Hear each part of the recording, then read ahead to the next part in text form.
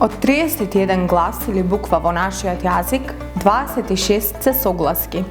Другите 5 се самогласки. И тоа А, Е, И, О и У. Во денешното видео ќе се посветиме на самогласката А. Со самогласката А се пишуваат зборовите како рачка, капина, заб, итар и други. Двојните форми кои што се прифатени во македонскиот јазик исто така се пишуваат со А. Зборувам за двојни форми од типот ветар, ветрот и ветер, ветерот, или пак оган, огнот и огин, огинот.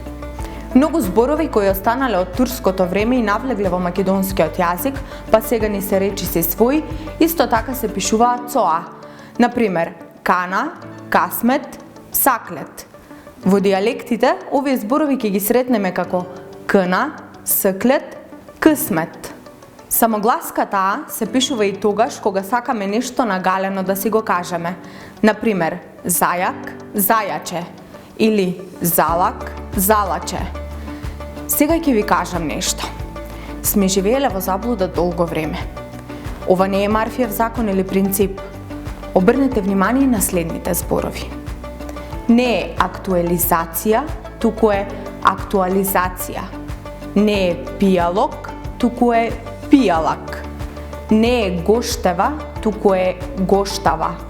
Не е комшилук, туку е комшилак.